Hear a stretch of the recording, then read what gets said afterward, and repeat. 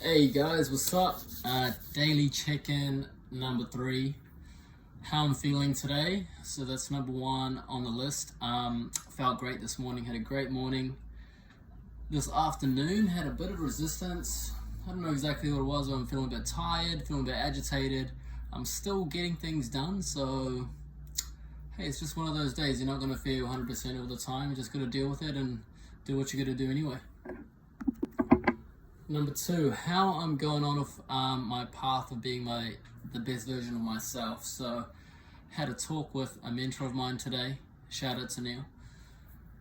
And yeah, I mean, the biggest takeaway from that chat was my standards need to be higher, and I need to hold myself accountable to those standards.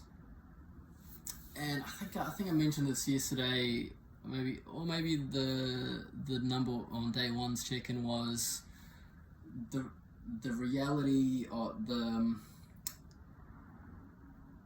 your outer world is a reflection of your inner world, and when you're really the person you're meant to be, and you can feel that within, and you're doing everything that's necessary to be that person, to be that man, and you're reacting when things externally happen to you, you're reacting in a way as that person would actually act. You know, like, I don't know, let's say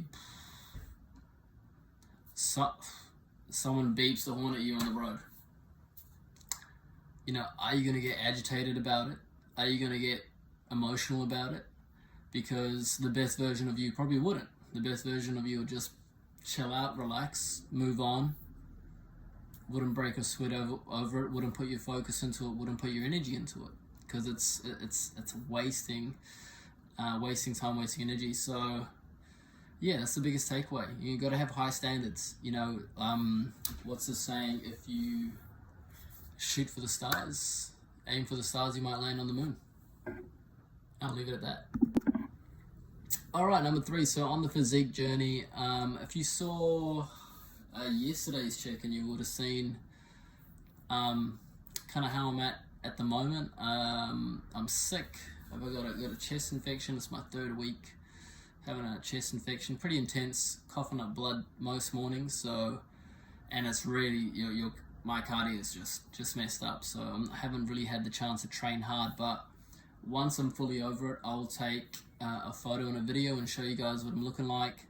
But in yesterday's check-in, I got up to about 2-3 years in when I was training harder for my mate Josh.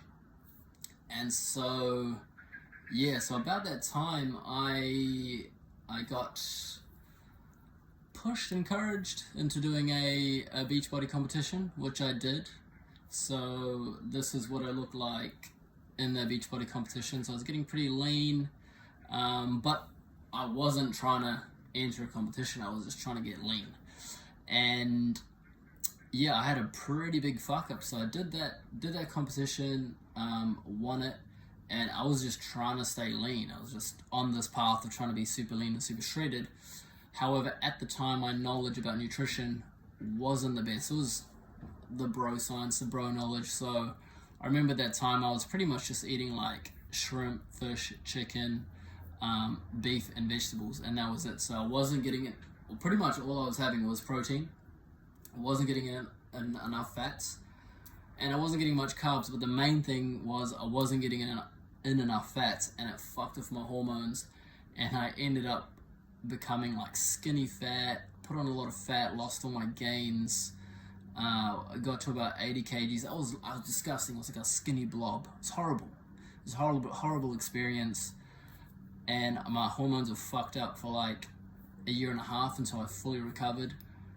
And yeah, that's when I did my diploma in PT and did some papers in nutrition, and really study hard out into nutrition, so that the same thing wouldn't happen again. And since then, I've been tracking my food pretty much nearly every day. I mean, I've been tracking my food, I've probably said this before, for at least 10 years. So that was at 19, yeah, 10, 11 years, maybe 12, close to 12 now.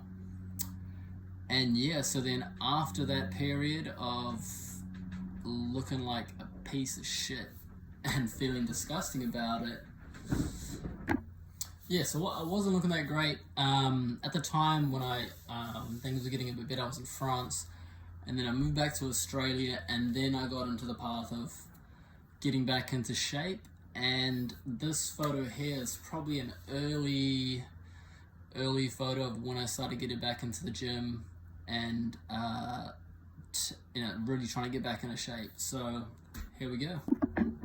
Sweet. And then something quick about my life story. So I grew up here in Auckland, New Zealand, and yeah, it's probably say as a kid I had a pretty a bit of a crazy upbringing when I look back on it compared to most people. So I went to 7 different schools. Things were quite unstable. My parents split up when I was really young, but you don't really notice. I didn't really know that wasn't normal until I got older. But hey, that's part of who I am. That's part of who made me who I am, and that's just my life path.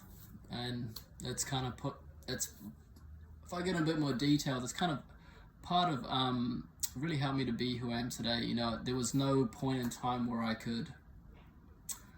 went to so many different schools, so I didn't have the time to get stuck in a clique and take on any other people's beliefs. I was trying to make friends, switching schools all the time, and I just did what I wanted to do, and I wasn't really following anyone else. I just did what I wanted to do, and it's kind of what I'm doing now. I'm doing this. So yeah, there we go. Alright, and for today's life lesson, is actually, so I got a message from Steve Paps. Shout out to Steve Paps. He's a mentor life coach of mine. He sent out a message today explaining that we can only see like less than 1%. I think it's around 0.03% of reality. So we don't actually see the vibrations that we send out. What I mean by vibrations, I mean by emotions. So if you're in a bad mood, you're not feeling good about things, you don't see that energy going out and attracting that same energy back to you. The same when you're feeling good, you're feeling great, you're feeling confident, you don't see the energy waves go out bringing you back that same energy. So just keep it in mind that your emotions matter, your thoughts matter. When we're talking about vibration, when we're talking about emotion, the word comes for energy and motion. So your emotions are energy. And you got to be careful what you put out there, because what you put out there is what you get back. And that's what they talk about in the Hindu religion, when they talk about karma. That shit's for real. So really be conscious of the energy you're putting out. Really be conscious of your actions and your habits and what kind of emotional state that puts you in. And you gotta audit your emotions and the actions and the habits you do that gives you certain emotions, and you got to ask yourself, does this habit serve my life? Does chilling out on Instagram, Facebook, YouTube for half an hour watching cat videos, does that help me out? Probably not, right? Unless you like own a pet store and your job is to entertain cats. I don't know, but yeah, so just keep that in mind, that your energy matters, how you act matters, how you behave matters, how you do anything is how you do everything. And audit your behaviors and habits and think about how that's really affecting your life, and be conscious about that. Alright, sweet. Thanks for tuning in. If you made it to the end of the video, thank you very much, and enjoy your day wherever you are. Catch you later.